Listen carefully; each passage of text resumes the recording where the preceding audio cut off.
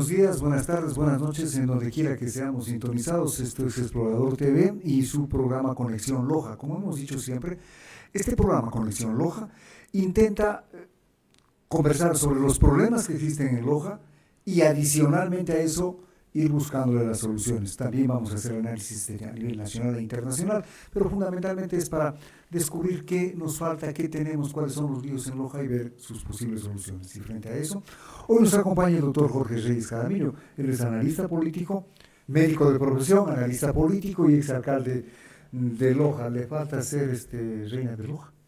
Caramba, no he querido esa parte incursionar mucho, pero en algunas me han nombrado Reycito de Navidad. Principito.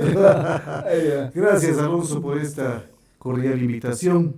Los felicito en primer lugar por tener este medio de comunicación que es muy importante. Yo creo firmemente en la libertad de expresión y creo que mientras más hayan las posibilidades de escuchar, de conversar, es muy importante. Y a ti particularmente por este programa de conexión. Muchos éxitos, sigan adelante y estoy a tus órdenes. Gracias. Empecemos por el asunto. ¿Cómo mira Jorge Reyes la actual situación política del país en general? Pero yo quisiera singularizar de que si estuviera en mis manos, diría, ninguna persona que reemplace temporalmente a un presidente que haya sido por muerte cruzada excluido de la presidencia puede inmediatamente ser reelegido. ¿Y por qué lo digo? Porque si seguimos todas las cosas que ha hecho el actual presidente Noboa, sin excepción, todas han estado con el cálculo político de su reelección. Es decir, durante un año y días, este país se ha visto forzado a criticar en unos casos, a pelear en otros casos, sobre cosas que apuntan a la reelección del presidente de la República. Entonces no ha gobernado, no ha mostrado siquiera algunos pequeños dotes de estadista o de quien lo quiera acompañar, sino que ha jugado en función de cómo asegurar su reelección. Básicamente eso. Básicamente, fundamentalmente, si tú sigues las cosas que ha hecho desde el día en que se posesionó, apunta a esto. ¿Y cuál es el peligro? Primero, pues, la utilización indebida de los fondos públicos para un interés personal o de grupo. Eso es lo que hay que singularizar. Segundo, hacer girar los problemas fundamentales en función de su interés particular. Voy a poner un ejemplo. La consulta popular fue concebida para fortalecerse, para que le dé al pueblo un espaldarazo esos objetivos. Ahora, yo digo, haciendo ahí una pequeña pausa, ¿era necesaria la consulta? Pero ¿cómo va a ser necesario si la gran mayoría podía resolverlos inmediatamente en la Asamblea? De hecho, en la Asamblea quisieron hacerlo, pero no le interesaba eso, sino le interesaba la consulta. Y le interesaban dos cosas en la consulta: las reformas constitucionales en cuanto se refiere al trabajo por horas o la flexibilidad laboral y el tema internacional, que los perdió. Pero son las dos en las que perdió. Justamente en las que perdió. Entonces fue un terrible revés. Pero allí pongamos el ejemplo. Cuando comienzan los apagones en el mes de abril, la entonces ministra Arrobo le dice de que hay una situación muy difícil. Y allí ya se comienza a sugerir de que haya un racionamiento en cuanto al servicio de luz eléctrica, para ir acumulando un poco de agua en los embalses, especialmente en Masar. Pero se ha dicho siempre que no se podía poner, términos muy vulgares, todos los huevos en una sola canasta, porque si se cae se rompen todos y se pierde toda la disponibilidad. Se ha dicho que el Ecuador dependía exclusivamente de la energía hidráulica, pero tenemos entendido que hay más de 21 o 27 grupos térmicos que no han recibido ningún tipo de mantenimiento. Entonces sucede que en este caso, completo la idea, lo que pasa es de que la acusan a esta señora de sabotaje. Y justamente... A la ministra Arrobo. Y la enjuician, ¿no? Y entonces sale este señor Izurrieta y dice, abrieron las compuertas de Masar y dejaron que se vaya el agua. O sea, mostrando una supina ignorancia que lo va a acompañar el resto de sus días realmente con algo que es despreciable. Y entonces allí, ¿por qué no hacen? Y voy a responder a tu pregunta. Porque si comenzaban los racionamientos, perdía la consulta popular. Entonces mira cómo comienza a girar todo en función de un objetivo, no de país, sino de personas. O sea, no se hicieron razonamientos con el cálculo político de ganar las... Que si allí los hacían, Perdía. o si allí admitían la gravedad del problema, podían perder la consulta popular en otras partes. Lo que ya tenemos claro que pasó. Y entonces allí viene lo que tú dices. La gente que nos esté escuchando decir, pero pobrecito, él ya va a solucionar el problema. Es muy simple. ¿Por qué cojo este tema desde abril? Porque desde abril acá pudo haber hecho todo lo que está anunciando que lo va a hacer ahora. Que va a invertir cerca de 500 millones de dólares para comprar pues algunos grupos electrógenos, para contratar otras barcazas, etcétera, y para proveer algo cercano a los 760. Pero la información la tenía desde diciembre. Pero lo tenía antes. Recién salió Lazo y le dijo, nosotros le hemos entregado toda la información en el proceso de transición. Él sabía perfectamente lo que iba a hacer. Pero con lo que va a hacer ahora, después de que hay aproximadamente 8.600 millones de pérdidas provocadas por los apagones, mira, eso se lo pude haber evitado, invirtiendo ahora para poner los huevos en otra canasta y salir con los grupos de termoeléctricas para que puedan funcionar y evitar esta dureza de los apagones. Ahora, pero lo que estamos hablando, esto de las pérdidas que pudieron ser evitables, que ha generado un retroceso en la economía del país, no sale en la gran prensa. Es que ese es el otro problema, que estamos en un enfrentamiento terrible entre el control de la gran prensa y lo que realmente sucede. Sin embargo, para mala suerte del proyecto de Novoa, y algunos grupos, entre otros Ecuavisa, que no sé exactamente cuáles son las razones, ya comienzan a sacarle algunas cositas y se ven obligados a aclararlas. Pero existe todo un proceso de los grupos alternativos de comunicación no formal que permiten la expresión y que le están compitiendo, porque vivimos ahora el mundo de las comunidades. Pero también se comienza a cuestionar la presencia de las redes sociales, de medios alternativos, porque se señala, por ejemplo, que las redes sociales, no todo lo que sale es cierto y que por lo tanto no se debería seguir a las redes sociales. Bueno, es toda una campaña porque no pueden controlar. Es decir, ¿y qué hay que controlar las redes sociales también? Lo que quieren es controlar las redes sociales. Entonces, ¿cómo les tapan la boca si ahora hay la posibilidad que incluso cada quien tenga su canal de televisión? Bueno, y este es un claro ejemplo de que este es un modelo alternativo de comunicación. Pero por supuesto. Entonces, un poco a partir de esta primera idea de que ha hecho girar al país en torno a su reelección, hay dos elementos fundamentales que les voy a decir. Primero, él ha tenido un éxito rotundo en trabajar para la plutocracia ecuatoriana. Mira, fortalecidos los grupos exportadores. Así es.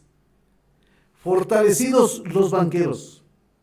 Fortalecidos los grupos, los grandes grupos de empresarios de la construcción, donde está su tía. Fortalecidos las grandes cadenas alimenticias, que nunca te bajan nada. Por supuesto. Que cada vez suben más. Sí, señor. Entonces, él ha trabajado para ese grupo. Pero incluso dentro de ese grupo, y lo voy a tratar esta parte con pinzas, tú eres un experto en esta materia, lo que ha provocado es la crisis dentro del sector grande, del sector de empresas ecuatorianas.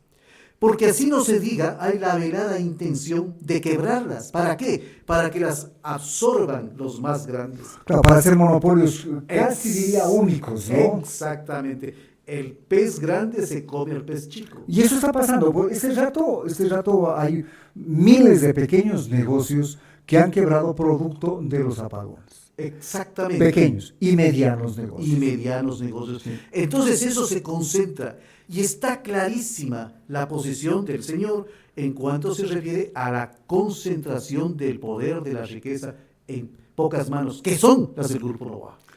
Y muy cercanos a ellos. Que desgraciadamente también hay que notar que hay una necesidad de que frente a esta, diría, falta de información, hay una necesidad de decirle a aquella gente que no está informada adecuadamente cuál es la realidad, ¿no? Porque hay gente que todavía va a dar voto por... hay un 28, 22, 24% que va a dar voto. Así es. Entonces, ¿para quién ha trabajado para esos grupos económicos? En cambio, para el resto, para los que han sufrido el incremento del IVA, porque al final muchas de estas empresas lo que hacen es trasladar a los consumidores el incremento del IVA. Claro. Aquellos que han sido perjudicados por el incremento de los precios de los combustibles, que con la misma lógica se pasa para acá. Aquellas víctimas mayoritarias de lo que significa la inseguridad en el país. Aquellas gentes que están migrando, la pobreza, el desempleo, etc. Esos grandes grupos, entre los que están también los gobiernos seccionales como instituciones del propio Estado, han sufrido el embate terrible de este desgobierno de Novoa. Ahora, dejemos de lado por el momento la situación nacional y entremos a lo local. ¿También aquí en Loja hay desgobierno? Yo no sé si siquiera si habrá gobierno. O sea, eso es más grave. Sí, pues porque en realidad hay muchas situaciones que uno se pone a analizarlas. Y cuando tú tienes un gobierno con el que puedes discutir, porque es legítimo tener puntos de vista diferentes, por supuesto, debatirlos, etc., tú encuentras un contradictor. Pero aquí no hay un contradictor. Yo lo que veo, lamentablemente, es una pérdida total de la representatividad, de la gestión, del rol de rectoría del municipio de Loja y una ausencia terrible de liderazgo. En mi criterio existe una mezcla de acciones populistas, que por aquí me piden una canchita, que la ilumine a la canchita, que por aquí hago una batería sanitaria o arreglo una casa comunal, que si bien son aspiraciones de mucha gente, válidas también, y que alguna vez nos tocó atenderla mediante mingas y mediante toda una acción de participación social, no pueden estar en vez de, sino a más de. Y digo en vez de resolver los problemas fundamentales, por ejemplo, el tema del relleno sanitario. Que esa es una cuestión que se inició. A ver, vamos a ir poniendo fechas y vamos a ir precisando algunas cosas. El relleno sanitario se construye en la administración de Jorge Reyes en el año 92. Es decir, han pasado prácticamente en el 95. Ya, 30 años. 30 años. 30 años que no se ha hecho nada nuevo. Absolutamente. Y allí hay que decirle a Loja que esta acción que la desarrollamos, comprándole 46 hectáreas de terreno a don Ignacio Burneo Arias, después de un año de pelear, como se dice vulgarmente, para que nos venda la tierra, hicimos como un proyecto para los próximos 20 años.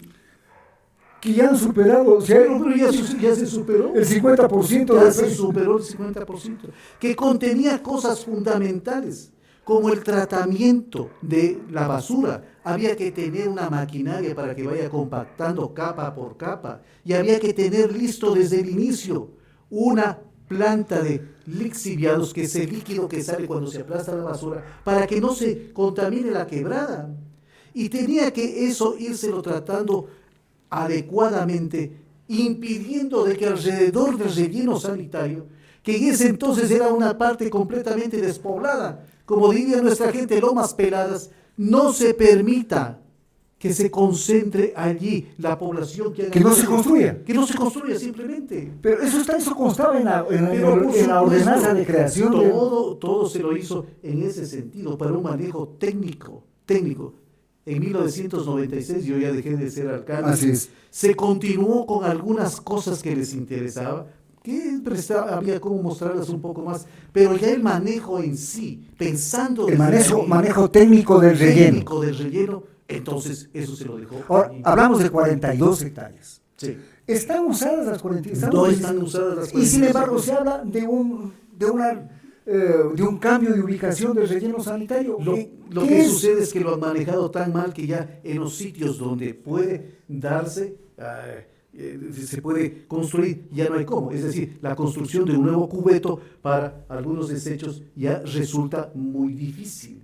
Pero igual, Alonso, ya no da más la capacidad. Entonces hay dos cosas. Primero, hacer un proyecto para tener el sitio donde hacer el nuevo relleno sanitario o ubicar allí una planta procesadora de basura. Y el otro, el cierre técnico del relleno sanitario, que es una necesidad. Pero buscando otro lugar. Pero por supuesto, o sea, hay que cerrar donde está el relleno sanitario. Allí decíamos, eso tiene que ser reforestado y con árboles frutales, es decir, una cosa maravillosa, pero buscar en otro lado dónde hacer el mientras tanto buscar. Exacto. Aquí tengo algunos mensajes que nos llegan de doña Mónica Valareso, de Franklin Armijos. Franklin nos está viendo en Londres. Ah, qué hermoso, un abrazo por allá. Iván Vélez nos está viendo en Guayaquil. Es decir, estamos cubriendo algunos sectores de la geografía mundial. Qué bueno, a todos ustedes un abrazo. Jorge, si este momento se buscaría un lugar para poder ubicar al nuevo relleno sanitario, ¿tú crees que sea fácil eso? Dicen que tienen ya ubicado algunos sitios y que están tratando de concretar un apoyo de la cooperación francesa para poder desarrollar esas actividades. Esperemos que por el bien de Loja les vaya bien. Se pueda hacer. ¿Por qué razón? Ahora, yo hago aquí una interrupción. Nadie quiere ser vecino ni de zonas rojas ni de botaderos de basura, ¿no? Exactamente. A nosotros nos tocó sufrir eso. Antes se votaba en la parte de la hacienda que tenía el ejército, aquí cerca del Villonaco. Y después ya impidieron, hubo que buscar luego y se botaba la basura, se botaba a cielo abierto en el límite con Zamora. Después, obviamente, protestó la gente. También reclamaron. Y con razón, hasta que logramos resolver ese problema pensando en los próximos 20 o 25 años. Ahora, lo que no logro entender es por qué se demora tanto tiempo, en buscarle una solución adecuada a un problema que es de todos. Porque si la vida útil del relleno eran 20 años, pues hace 15 años atrás debía haberse buscado la nueva ubicación. Efectivamente, eso es así. Pero lo que sucede es que pensar en el relleno sanitario, en un buen sistema de recolección de la basura, probablemente la gente reclame ya cuando le esté afectando. Entonces eso en agenda de estos políticos que son tradicionales no está. Es más fácil ir con una bolita chiquita por allí. Entonces, el manejo integral de la basura, que nos puede poner como una bomba de tiempo en peligro a todos los lojanos. La recolección de la basura, hoy, en el sector donde yo vivo, usualmente sacamos los lunes la basura verde, que como se dice, y la sacamos a primera hora. Hasta este momento que vine acá a la entrevista, no la recogían. Entonces eso no es posible que se juegue así. Pero es que dicen también que, un poco en descargo, de que los vehículos recolectores ya están muy viejos, hay muy pocos nuevos, o hay uno nuevo o dos nuevos, etcétera, y que eso impide que la recolección se haga en los horarios que se habían establecido previamente. Yo tuve la oportunidad de conversar con unos maestros mecánicos, porque como lojano estoy interesado en esto, y que conocían la flota de recolectores del municipio. Al menos 6 podían ser repotenciados con garantía por lo menos para 2 años. Entonces, ¿qué es lo que sucede? Que invirtiendo allí aproximadamente $200,000, se puede estar tranquilos durante 2 años porque hay que recoger la basura. Mientras tanto, armar otro proyecto para cambiar fundamentalmente este sistema. La flota de recolección. Pero, por supuesto, siempre he hablado de la necesidad de tener esos recolectores de basura laterales para en muchos sitios de la ciudad poner esos, los recolectores con carga lateral. Entonces, con esos brazos. Tú tienes en una ciudadela, barrio, se pone la basura, entonces llega el carro, lo carga por uno de sus lados, y viene detrás de eso otro carro que los deja lavando y los deja sellando hasta el otro día. Entonces allí mejoramos, optimizamos.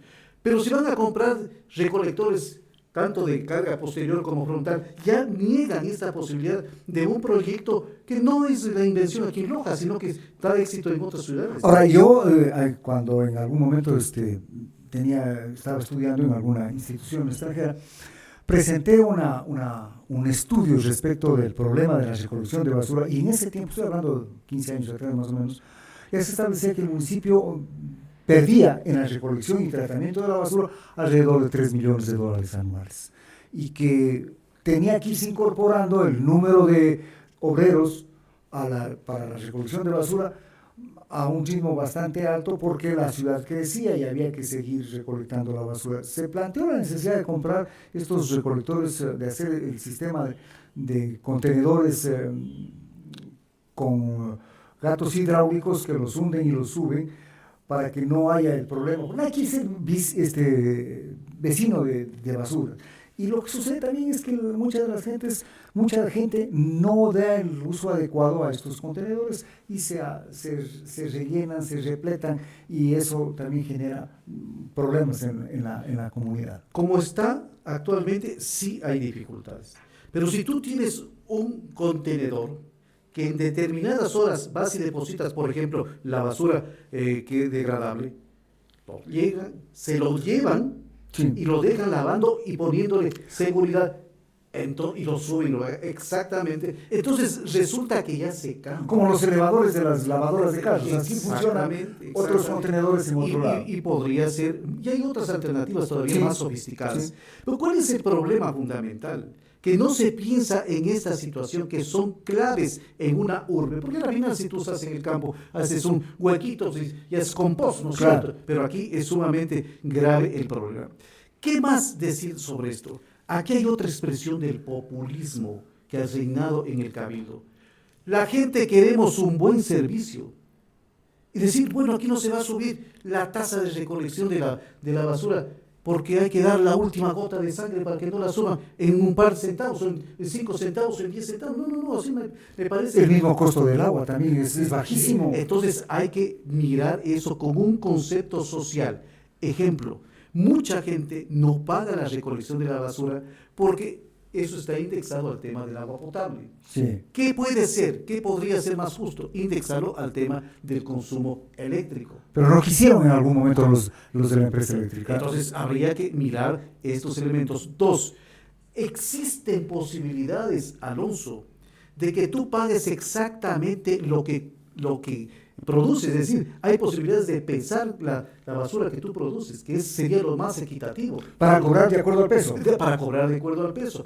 En otras palabras, no se me vaya a confundir con aquellas posiciones que hay que sacarle más plata al pueblo. No, hay que tener una justicia tributaria por un servicio que es la recolección de la basura. Claro. Amén que incorpora. Que aunque se les da a todos, beneficia a todos, pero no todos producen la misma cantidad de basura. Esa sería la exactamente. Y que tienen mayor o menor grado de contaminación. Entonces, ¿a qué se llega con eso? A que el municipio tiene que aguantar todo ese peso porque se tiene miedo de entrar a discutir un asunto que es necesario desde la perspectiva de la justicia social. Otro problema que también se ve en la ciudad es la contaminación a cielo abierto, la contaminación de los ríos, que es una cuestión realmente impresionante. Los olores nauseabundos que despiden los lugares por donde pasan los ríos son realmente terribles. Y ese problema, ¿cómo se lo puede solucionar o qué se está haciendo? Yo recuerdo que en la alcaldía de Jorge Reyes se contrataron los colectores marginales, pero era una parte de todo un proyecto que era mucho más amplio, si no me equivoco. Efectivamente es así. No se construyó, por ejemplo, en la parte sur de la ciudad los colectores marginales, porque era básicamente cubrir el centro de la ciudad. Pero por allí hay un problema de dificultades en la construcción. Allí alguien que manejaba su antojo, cambiaron los diámetros de esos tubos y los hicieron más pequeños. Y en lugar de eso construyeron lo que se llama una especie de aliviaderos, es decir, con diámetros más pequeños de los tubos quedaban unas ventanas y por allí cuando había mayor cantidad salía y se contaminaba el río. Es decir, el objetivo de contaminación cero en el río ya lo altera, ya se alteró. Se alteró. Ya. Eso es el un punto. Ahora, quebradas tampoco se... Allí viene el tema de las quebradas, porque la ciudad crece también hacia los lados. ¿Y qué es lo que está sucediendo? Que lo más fácil es hacer desfogar en las quebradas las aguas servidas. Entonces son cloacas que vienen por todo lado. Por lo tanto, ese proyecto que fue hecho en el tiempo de Jorge Bailón, que lo están impulsando ahora en el municipio, de hacer los colectores marginales de las quebradas, es un proyecto para mí importante desde esa perspectiva, aunque también creo que hay otras alternativas para no tener cajones por todos lados que terminan apeando a nuestra ciudad y le quitan esa belleza de un entorno natural. Porque yo creo, por ejemplo, no es que conozca ni cosa por decirlo, pero yo creo que hay ciudades del primer mundo en donde este problema de la contaminación de aguas residuales a los ríos como que se superó, y se superó con obras de alcantarillado y de este tipo de recolectores o de colectores marginales, que aquí, ¿por qué no se los puede implementar? Mira, hay un sistema de plantas compactas, sumamente baratas. Entonces, digamos que en un barrio tal, confluye las aguas residuales a esa planta, que no produce malos olores, que puede ser decorada, etcétera, etcétera, se la procesa y vuelve y va a la quebrada, pero es agua limpia. Y si tú quieres, le pones un poco de cloro y tienes mayor capacidad. Entonces, yo veo que hay muchas... ¿Por qué no se trabaja en esas alternativas? Lamentablemente, porque eso queda bajo tierra, porque esas son cuestiones marginales y por lo que se trabaja es en lo que hay que ver. Esa es la lógica. Lo que permite ver y lo que va a dar votos luego. Exactamente. Mira, por ejemplo, esos grandes multifamiliares en otros países, para autorizarles, tienen que tener la planta de tratamiento de aguas residuales. Los edificios multifamiliares. Los edificios multifamiliares. Y solamente allí les aceptan para que vaya esa agua al sistema de drenaje. O sea que sí hay cómo hacer mini plantas en todos los sectores para limpiar, para que no haya un solo colector. Ahora, la segunda pregunta, de inmediatamente de ella, es que, bueno, ¿y por qué se está gastando 18 millones de dólares en la planta de tratamiento de aguas servidas? Efectivamente, que los estamos pagando sin que funcione. Aún no funciona todavía. Entonces allí estamos, ya no sé cuánto faltará para pagar eso, pero a lo mejor allí está comprometida una buena parte de las rentas que tiene el municipio. Ya está eso. Pero al menos que eso sea manejado con dos criterios. El uno es un criterio de salud pública, que limpie el agua, que la devuelva a los ríos, etc. Pero la otra es que hay que manejarlo comercialmente, la producción industrializada de lodos.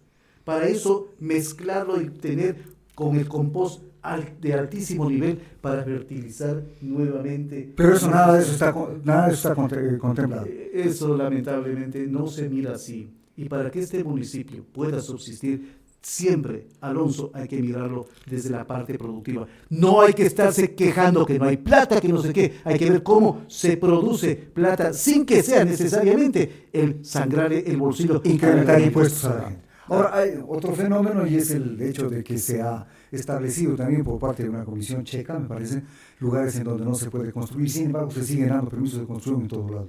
Bueno, esa es una de las cosas que habrá que investigar bien. Porque algunas de las nuevas manifestaciones de la corrupción en el municipio, que contrasta con aquello del gobierno de la honestidad, es el cambio de uso de suelo. De uso de suelo, de los polígonos donde no se puede construir para autorizar eso. Y eso significa mucha plata, mi querido amigo. Mucha plata. Entonces habrá que investigar. En unos casos a lo mejor se justifica plenamente el cambio del uso del suelo, pero en otros no.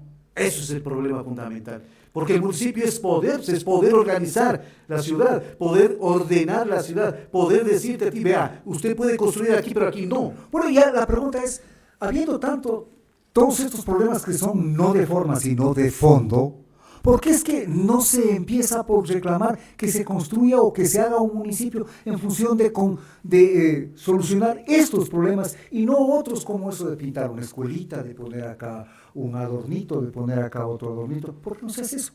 Ese es el problema más grave, que estamos permitiendo que estas actitudes populistas vayan quebrando la dignidad de Loja y la conciencia ciudadana.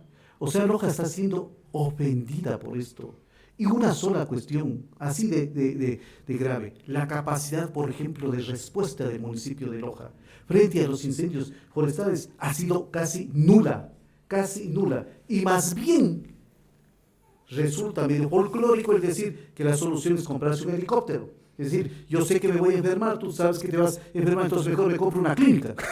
Un poco así sería.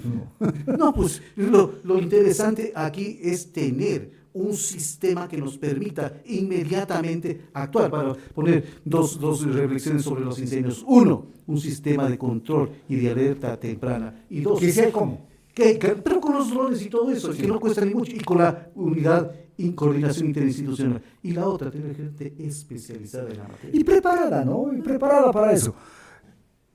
Pero, digamos, ¿sí se ve una luz al final del túnel o la suerte y el destino de Loja está Yo lo que puedo decir gravemente afectado? es de que la gente se está dando cuenta de lo que significa sacar un voto porque yo soy de buenito, porque utilizo indebidamente la religión, porque me hago presente allí, digo que no quiero pelear con nadie y porque ofrezco algunas cosas estas. Yo algún rato decía que la gente se va a dar cuenta. En algunos barrios se decía, aquí voy a asfaltarles, voy a hacerles bordillos, aceras y no les voy a cobrar un centavo. Eso es realmente una mentira. Entonces, las mentiras tienen patas cortas y van a caer. Y la gente entonces va a ver, sin que signifique despreciar ninguna profesión, ver personas que puedan realmente con capacidad enrumbar un municipio. Y no esos fatuos que creen que lo saben todo, no señor, sino esa gente modesta que sabe que para manejar un municipio necesita un equipo de trabajo de los mejores. Y si yo tengo un asesor tendrá que ser lo mejor en manejo de recursos humanos, en manejo de administración. ¿Por qué? ¿Para qué voy a tener, con el perdón de los bachilleres, a quien respeto mucho, como asesor de Loja a alguien que no tiene ninguna formación científica y técnica superior para que oriente el desarrollo de la ciudad? Gracias. Esto es Explorador TV a través de Conexión Loja, a través de Explorador TV. Estaba con nosotros el doctor Jorge Reyes. Una pausa, volvemos. Gracias, Alonso.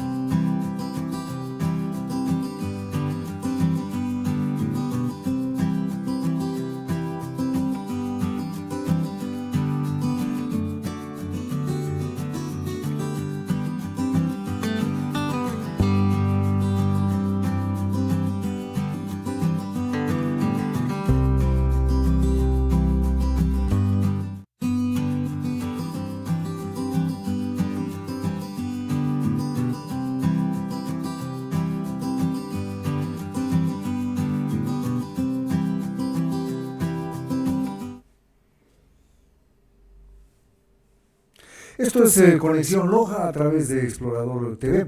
Hoy nos acompaña José Antonio Morales, el director del Festival Internacional de Artes Vivas de Loja. Buenas tardes, bienvenido, gracias por estar aquí. A ver, ¿podríamos hacer una evaluación del festival que acaba de pasar? Sí, claro.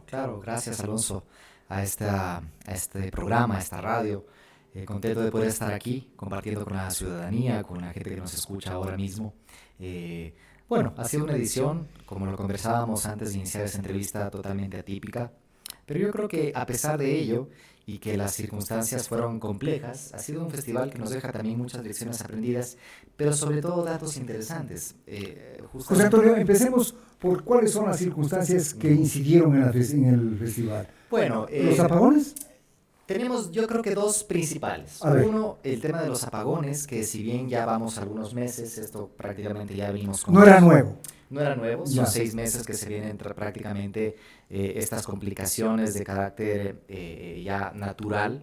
Sabemos que no hay agua, no en Ecuador, sino en el mundo entero, en la región. Están varios países padeciendo. Se iniciaron acciones inmediatas desde la dirección del festival con Gobernación, con Ministerio de Cultura, con Ministerio de Energía, con la propia alcaldía, para hacer fuerza, incluso desde el sector turístico. Se organizaron varias mesas de trabajo para que se pueda elevar este pedido, esta voz, esta preocupación a la ministra de Energía y que se pueda de alguna manera regularizar los cortes de energía. ¿Qué coincidía o que planteaba qué? Se planteaba que los cortes de luz no afecten a la programación inicialmente establecida. ¿Ya? Cosa sumamente importante porque, como sabemos, trabajar en un festival no es un tema de un día a otro, sino que es todo un tiempo. Ahora mismo, de hecho, estamos trabajando ya en 2025, en la cual hay que coordinar con elencos internacionales, con elencos nacionales, hacer convocatorias de carácter público. Entonces, claro, cambiar toda una programación no solamente era el hecho de cancelar una obra o mover la obra a otro horario, sino que también existe, y quienes están en la función pública conocen de que hay procesos que son tanto jurídicos como administrativos que no se pueden cambiar de la noche a la mañana. Entonces, la primera preocupación fue cómo sacamos adelante un festival sin cancelar programación, sin afectar a la gente que quería asistir a las obras, y eso fue lo que se hizo. A pesar de cualquier pronóstico, a pesar de cualquier cosa, continuamos con la programación inicialmente establecida sin cancelar ningún tipo de... Ahora bien, ese es un problema. ¿Y el otro problema que tenía? Bueno, el otro problema es que al siguiente día de la inauguración, que se hizo en esta edición especialmente con la comparsa organizada desde el municipio, del Camino de las Luciérnagas, tuvimos un incendio que derivó en una declaratoria tanto cantonal como provincial de emergencia, y que esto nos trajo problemas sobre todo de asistencia, ¿no? Teníamos resoluciones y también teníamos algunas declaratorias de que no había cómo salir al espacio público, de que no salgan. Bueno, eso fue cierto porque el humo estaba presente. El humo estaba presente, sí. Realmente fue algo que nos complicó. Por darle un ejemplo, nosotros teníamos un trabajo desde el mes de julio, trabajado con el Ministerio de Educación, porque el festival trabaja con diferentes públicos objetivos. Uno de ellos es el tema del componente infanto-juvenil, donde tratamos de que las escuelas, colegios, universitarios y también aquellas personas con necesidad de atención prioritaria o algún estado de vulnerabilidad puedan acceder a la cultura y al festival. Y desde eso se vienen haciendo lo que se vienen realizando son las mesas técnicas, que son entre 3 a 4 anualmente, y un trabajo mancomunado entre el Ministerio de Cultura y el Ministerio de Educación. Ya. En este sentido, con el Ministerio de Educación se hace una parrilla de programación o una malla de programación enfocada específicamente para las escuelas y colegios y universidades, en las cuales se hacen obras matutinas para que accedan. Esto definitivamente al segundo día, cuando tuvimos la declaratoria de emergencia, pues se tuvo que cancelar. Hubo una resolución cantonal y provincial de que se anulaban las clases y por ende no existía una obligación directa o una disposición directa desde el distrito o desde cada entidad. ¿Fue por la suspensión de clases o fue también por la presencia del humo en el medio ambiente? No, en realidad fue una derivada de otra. La presencia del humo ocasionó que se declare esta emergencia de que no asistan a las clases y por ende las escuelas no podían obligar a los niños a asistir a las obras. Entonces, claro, vino como cascada. Es una cascada de acciones. Pero sin embargo, yo sí quiero destacar algo, al menos será que es mi tónica siempre de trabajo, de ir viendo cuáles son las lecciones aprendidas y sobre todo cuáles son los datos interesantes. Ajá. A pesar de estos retos, se determinó desde la Dirección de Seguimiento y Evaluación del Ministerio de Cultura, que hicieron un trabajo bastante interesante de levantamiento de información con público asistente como los elencos participantes, es que de 10 personas, 4 de ellas son de fuera del cantón de Loja. Eso significa que... Sí vino gente de fuera al festival. Y curiosamente, ha sido la cifra más alta desde el 2021. ¿Ya? A pesar de todas estas cosas que han pasado. Entonces, creo que sí existe un crecimiento y una proyección interesante del festival, de crear un interés tanto a nivel nacional como en la región de poder acudir a este festival. Obviamente esperamos de que la situación a nivel local y nacional vaya mejorando. Seguimos teniendo estos rezagos que ahora mismo los estamos viviendo, pero insisto, se hizo un trabajo en el cual se garantizó la luz dentro de la programación. En el circuito cultural del casco céntrico no hubo ningún tipo de corte ni cancelación de obras por temas de luz. Obviamente sacrificando ciertos sectores de la ciudad, porque entendemos de que en unos si no se había, pone... Claro, debiendo haber no había, y en otros no sí, debiendo haber había. exacto, o sea, hay que sacrificar para dar luz en un lado, se tiene que quitar de otro porque es un tema ya... no está en... Físicamente no hay tanto de darle vueltas, es decir, me mencionaba en algún momento Alonso, bueno, pero es que en Cuenca no se ha cortado. Falso, en Cuenca se hizo una sectorización de luz, igual que en Loja, y obviamente diferenciamos. Bueno, aquí la luz en el centro, en el casco central, se mantuvo siempre. Se mantuvo desde las 8 de la mañana hasta las 2 de la mañana. Ahora, yo he conversado con alguna gente, sobre todo con gente de restaurantes y de hoteles pequeños, en donde para ellos realmente el festival no significó un incremento en sus negocios. ¿No será eso también motivo o causa, la causa de que esos negocios no se incrementen? ¿No será más bien la fecha? ¿No se ha pensado en cambiar la fecha para pasar del festival al verano, es decir, a finales de julio? Ha habido un interés en algunas ocasiones de mover la fecha del festival, pero es necesario mencionar que esto se debe a varias razones. Uno, que existe una ley de institucionalización que fue aprobada a través de Asamblea Nacional que determina que será durante el mes de noviembre cada año, ¿no? Entonces, cambiarlo se puede hacer, sí, se puede hacer con estudios técnicos, con informes. Pero eso tiene que hacerlo el Congreso. Tiene que pasar por Asamblea. Por la Asamblea. No es una decisión unánime desde la dirección o desde la parte local, sino que tiene que haber una motivación que pase a través del Pleno de la Asamblea y a través de eso se podría crear una modificación. Se modifica la ley que crea el festival. Correcto. Si es que se desearía hacer el cambio de fecha, tendría que ser por ese lado, ¿no? Y por otro lado, también en noviembre de alguna manera se eligió esas fechas específicas por la cercanía con las fiestas de Loja, pero además de eso porque meteorológicamente existe un veranillo en el mes de noviembre, y sobre todo es entre la segunda y tercera semana. Entonces, tiene por ahí su razón de ser. Pero en cambio, el asunto del público asistente se ve limitado porque la gente, los jóvenes están estudiando, no están en vacaciones y por lo tanto... sobre todo el público internacional hay en este sentido se mueven en verano y también entender de que existen dinámicas de turismo en las cuales siempre favorecen a las fechas que tienen que ver con el verano a nivel mundial, que tienen que ver julio, agosto, septiembre, que son estos 3 meses. Sin embargo, creo que también lo que se está trabajando es en optimizar también los trámites administrativos, burocráticos que existen en todo tipo de cartera de Estado, para que más bien el proceso de adjudicación y contratación del festival salga con más anterioridad, sea más rápido, y que de esta manera pueda también existir una difusión con mayor tiempo. Perfecto. Porque eso, nosotros dependemos de un proceso de contratación. Sí, y algo que no se conoce, pues no se lo espera. Pues, totalmente. Entonces, sí han habido acciones, ojo, han habido acciones interesantes desde la dirección.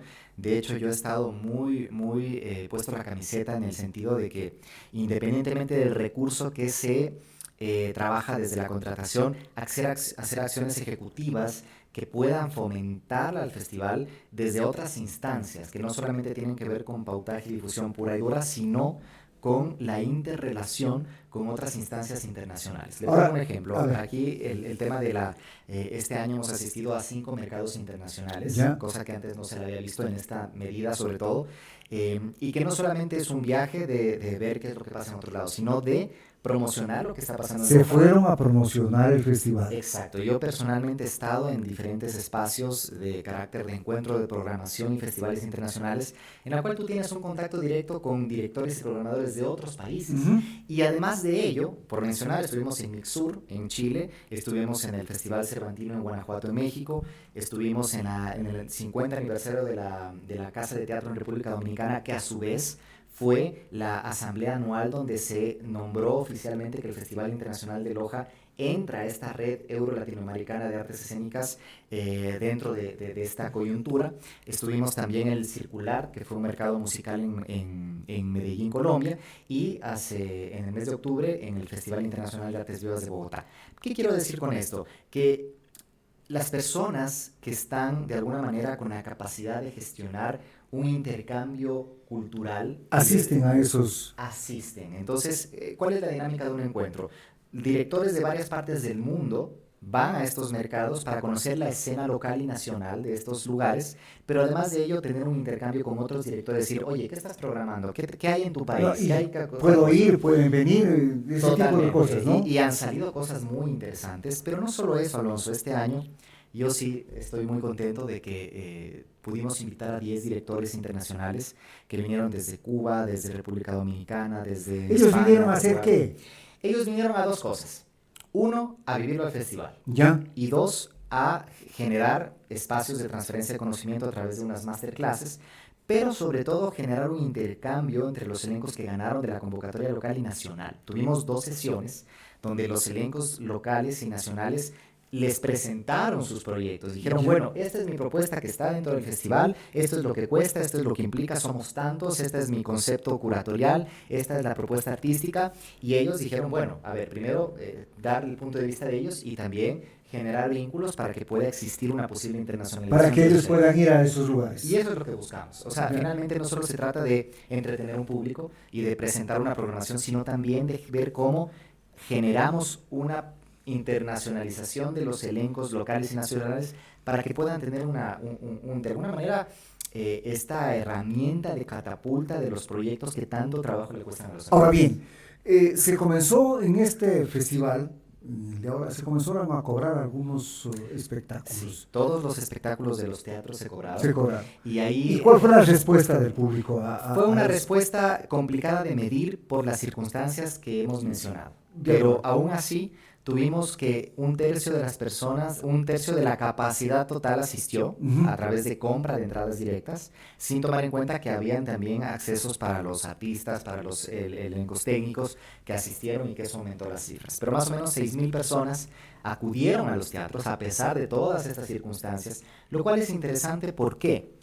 Si nosotros recordamos qué venía pasando desde el 2020, que se abrieron las gratuidades, que se estableció la gratuidad, el balance del ministerio siempre ha sido de que ese es un daño tremendo, porque si bien se trataba de generar un acercamiento con la comunidad, con la sociedad, ¿qué es lo que pasaba? Y eso yo creo que todos los que hemos vivido el festival lo podemos reconocer. Uno, la desorganización a última hora de que alguien reservaba una entrada pero no acudía. Sí. Y teníamos la fila de espera. Reservaban por si acaso. Sobre reserva, sí. Sobre reserva. Y eso es algo muy complicado de medir porque como ante 17,000 entradas disponibles tenemos a personas que estén monitoreando cada una de esas reservas, operativamente es complejo. Entonces era necesario retomar el cobro que, ojo, siempre se cobró en el festival.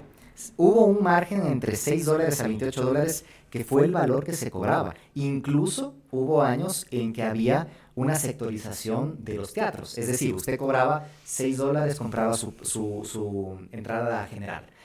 A VIP tenía un costo de $25, $28, entre algunas otras. Entonces, lo que hicimos este año fue, perfecto, necesitamos como ministerio 2 cosas. 1, generar a través de un sistema de venta de entradas mayor orden y una mejor experiencia del usuario en los teatros que se vio efectivamente realizado. Es decir, porque además iba con la seguridad de que va a poder usted entrar. Iba y sabía cuál era su silla. Así es. Punto. Primero, seguro que va a entrar y segundo, cuál es el lugar exactamente. Que le corresponde, ¿no? Y segundo, también tenemos que seguirle mostrando al país que la cultura es un dinamizador de la economía. Por supuesto. Ojo que el festival tiene dentro de sus proyectos, de su proyecto y de su objetivo general, además de la parte cultural, dinamizar la economía local y nacional. Y a eso me quería referir. Nosotros habíamos en un momento determinado habíamos propuesto más bien, un evento potente de inauguración del festival, cobrado por supuesto, y hacía extra micrófonos, hacía la reminiscencia de que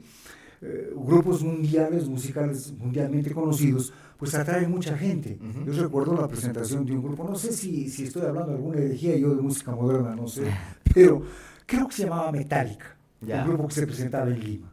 Y movió, del Ecuador fueron al Perú, a Lima, fueron como 8.000 personas, y el Estadio Nacional estuvo como cerca de 40 o 50.000 personas observando el espectáculo de ese grupo. Digo, no hacer un símil, alguna cosa igual que genere una gran afluencia de gente, pero que al mismo tiempo también genere recursos para que se pueda trabajar con los jóvenes artistas locales. Dos aspectos claves. Uno, la prontitud de generar los procesos administrativos para que la empresa productora que salga adjudicada tenga un margen mayor de poder posicionarlo al festival en diferentes instancias, tanto físicas como digitales, como mediáticas y estratégicas. Pero dos, también entender que los festivales no solo tratan de entretener, sino que tienen un rol que va más allá, que es también generar propuestas artísticas y culturales que siembren reflexión, crítica, de respuesta y hasta cierto punto hasta incomodidad. Entonces, existen festivales que están orientados a entretener, pero también existen los festivales que desde la parte, sobre todo gubernamental, tratan de traer lo que está pasando en la escena internacional para mostrar algo diferente a la ciudadanía. Entonces, son cosas que son válidas y de hecho, en esta edición 2025, ojo que vamos a cumplir 10 años, ¿no? Son 10 años y en eso yo estoy muy contento porque la semana anterior tuve un viaje a reunirme con la ministra de Cultura y hemos sido muy condescendientes y muy proactivos y ha acogido la idea de que ya desde diciembre se lance la convocatoria de programación nacional, se lancen las bases respectivas y ojo, que estos 2 años hemos tenido panoramas complejos, es decir, en 2023, que cuando yo tuve la oportunidad de ingresar a la dirección del festival, empezamos con un gobierno y también pues cuando terminamos la edición, terminamos con otro gobierno. Entonces, estas transiciones son complejas, no son fáciles, pero aún así ha existido una proactividad muy destacable de la ministra Romina Muñoz y ha habido una puerta abierta y una luz verde de decir, bueno, ahora que ya estamos asentados y que ya viene una 10ª edición, se han planteado no solamente un incremento presupuestario importante, sino también generar memoria histórica tanto editorial como audiovisual que se ha venido dando en 2 años, pero se proyecta algo más fuerte. También habría que plantearse la necesidad de hacer eventos potentes de inicio y de fin, y que permitan incluso tener un presupuesto independiente, ¿no? Sí, aquí lo que yo creo que ya es algo que vamos a luchar en esta edición es que la empresa privada a nivel nacional, porque la empresa local es muy receptiva y proactiva con lo que sucede en el festival, pero que la empresa nacional e internacional se involucre más con el festival. Y esto no puede suceder si no existe un margen de tiempo. Por supuesto, sí. Entonces, si es que no hay ese tiempo que permita organizar. Porque además, si queremos hacer una presentación de algún artista internacional, alguna cosa como esas, siempre ellos ya tienen una agenda hecha para el próximo año. Sí. Y mover esos días es difícil. A veces es complicado. A ver, yo en ese sentido, como gestor cultural y también como artista, a veces uno tiene que verlo desde un poco más lejos y más amplio al horizonte. Este año fue un año importante de 2 aspectos. Uno, de poder seguir vinculando y unificando el trabajo entre el municipio y el ministerio, cosa que se ha logrado. Y 2, el retomo de las entradas. ¿Por qué? Porque para esta 10ª edición la gente va a saber que con más tiempo puede comprar y el turista con tiempo compra. Y además de eso sabe que los espectáculos van a tener un costo y que si el costo de entrada tiene asegurado. Era una transición que se tenía que hacer, con sus riesgos, con sus cosas, además de lo que mencionamos de la luz y de los incendios, pero era importante y a veces yo digo, el que arriesga no gana y otra cosa que siempre sostengo, el que arriesgarse es de valientes. Y en ese sentido, hemos tomado ese riesgo porque lo más fácil es decir, no, mantengamos gratuito, llenamos todos los teatros y no ha pasado nada. Un poco eso es mentirse también. Pues, eso es mentirse porque la gente va por curiosidad, no es alguien que va con un criterio formado a ver una obra, sino que tenemos que generar el interés de que alguien diga, yo quiero ir a ver esta obra porque este artista lo empieza a seguir, estudié, esta obra me cuenta esto. Ahí es donde empezamos a generar algo importantísimo que la ciudadanía tiene que entender, que es la educación de públicos y la creación de audiencias. Y eso es algo que ahora este año también, que está puesto en el mapa de la institución, es que ya no solamente generar funciones matutinas para las escuelas, sino que meses antes al festival hacer un trabajo con las instituciones a través del Ministerio de Educación para hacerles una inducción de lo que van a ver. ¿Por qué? Porque finalmente son los jóvenes, los niños y los jóvenes, son los que serán futuros técnicos, los que serán futuros artistas o los que serán futuros consumidores del arte. Serán los futuros espectadores, ¿no? O serán las futuras autoridades También. que tomarán medidas en política pública y en administración pública para que el festival se siga proyectando. Finalmente, quienes estamos ahora somos aves de paso. Entonces tratamos de ir generando un camino a seguir que pueda hacer que el festival en 50 años, como lo tiene el Festival Cervantino de Guanajuato, entre algunos otros, o Casa de Teatro en República Dominicana, puedan ir ya consolidando algo que viene de un trabajo. Pero hay que empezar en algún momento. Hay que arriesgarse y eso es lo que hemos tratado de hacer ahora. Ahora, al final, ¿satisfechos con esto que pasó en el festival? Sí, ¿O queda todavía mucho por hacer? No, hay mucho por hacer siempre hay mucho por hacer, pero si hay un sentimiento de satisfacción de haber generado esta necesidad, este interés en la ciudadanía de entender que el arte no siempre tiene que ser gratuito, de que las instituciones tenemos el deber de también valorizar el arte desde la propia institución, pero además de ello también de entender que el festival es un guerrero. Y eso es algo que muchas veces no se lo ha dicho y yo lo sostengo desde algún tiempo atrás. El Festival Internacional de Artes Vivas de Loja como figura es un guerrero. Ha pasado diferentes transiciones políticas, ha pasado diferentes administraciones, ha tenido retos, pandemia, crisis energética, crisis económica, crisis de seguridad, incendios forestales, y sigue el festival. Y yo creo que eso es un mensaje claro para decirle a Loja, tenemos también que no solo esperar de la institución, y ahí un poco también ligando con lo que me mencionaba del sector hotelero que tal vez no se sentía satisfecho. Yo tuve una reunión con el sector hotelero, les decía, perfecto, todos queremos tener nuestro hotel lleno, nuestros restaurantes llenos, pero también díganme, ¿cuál ha sido su estrategia durante el año? No hay involucramiento de la sociedad con el... Es decir, aquí la gente no se pone en modo festival para hablar en términos. Y eso necesitamos. Es ¿Cuántos almacenes están vendiendo souvenirs con la marca del festival? Yo creo que no hay. Yo creo que eso no hubo. Y usted va a otras ciudades, países y encuentra desde los llaveros, camisetas, gorras. En todo y nosotros lado hay. hemos ido desde hace 2 años. Y yo había planteado que la ciudadanía se empodere de la marca del festival. Si quiere hacerse un estuche del celular, una gafa, una taza, una camisa, hágalo. Porque lo que pretendemos es que la Ojo, gente se sin empodere. cobrar derechos de autor. No hay problema porque es una marca pública, es una marca que... A ver, ahora, si es que nosotros vamos a generar otro festival o algo, ahí es complicado. Aquí estamos con unos amigos que nos están viendo por otro lado, dice Fernando Correa, dice, felicidades amigos, muy buena programación, gracias a Fernando. Yuri Valareso, que está en los Estados Unidos, dice, me parece interesante que se tomen medidas en cuanto a garantizar el ingreso pagado a los espectáculos. Sin embargo, que hay los sectores que no cuentan con la economía para pagar. Se da, pero desgraciadamente a veces no todo el mundo puede Sí. estar, ¿no? Pedro Monteros nos dice, Pedro Alexis Monteros, existe una gran variedad de festivales artísticos a nivel mundial y eso dificulta que un festival chico como el de Loja sea un evento competitivo. Loja debería crear una escuela de músicos y artistas callejeros que puedan educarse y desarrollar habilidades competitivas que puedan ser cotizadas a nivel regional y mundial.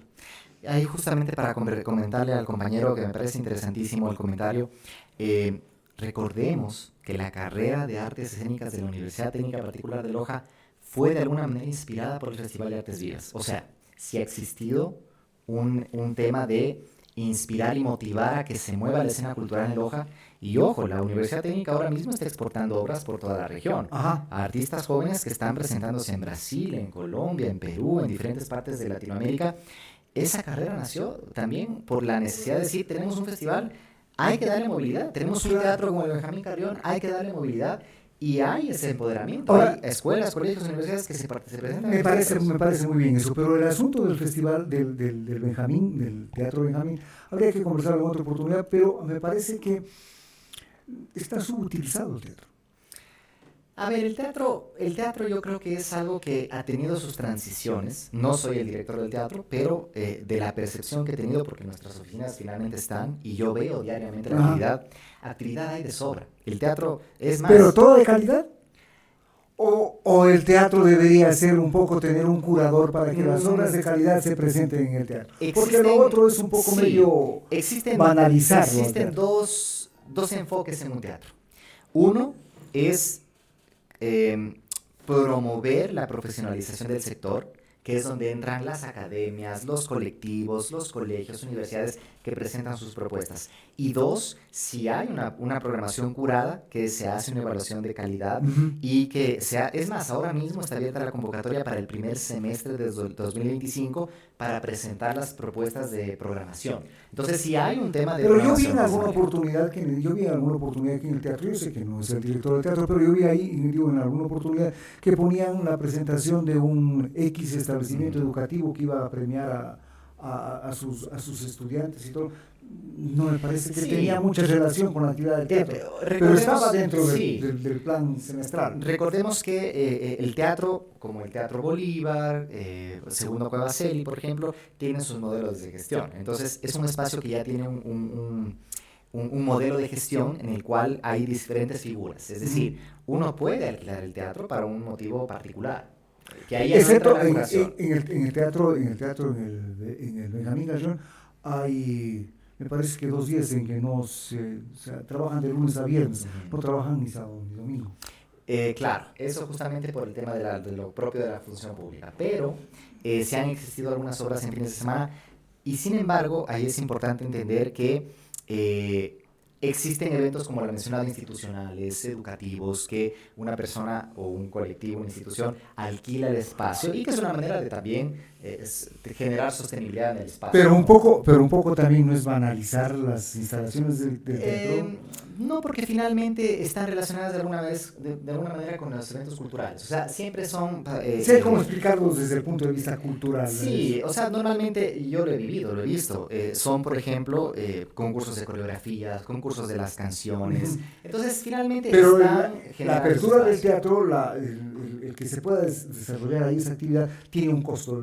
Tiene un costo, hay un modelo de gestión que obviamente si es que hacen una aplicación directa podrán tener las cifras exactas, pero existe un costo de alquiler y en este sentido hay diferentes figuras. Hay coproducción con el teatro, hay alquiler o si es que es una obra de carácter gratuito, de interés público y cultural, existe también esta exoneración del espacio, siempre y cuando sea de esas características. Entonces hay estas 3 figuras de uso del espacio del Teatro Benjamín Carrión y que siempre han estado abiertas, pero que incluso lo que se ha generado en este año es tratar de facilitar las comodidades para que más personas puedan acceder a este público y hemos visto actividades que nacen de la gestión empresarial privada particular que traen ya otros artistas. José Antonio, una última pregunta. ¿A la final con los sectores hoteleros y todo lo demás, en qué quedaron? Para que se involucren en el festival. Yo fui muy enfático con ellos de decirles, bueno, con la Cámara de Comercio, con la Cámara de la Producción, con la Cámara de Turismo, etc. Este año se añadió la mesa turística de Loja a la mesa técnica del festival.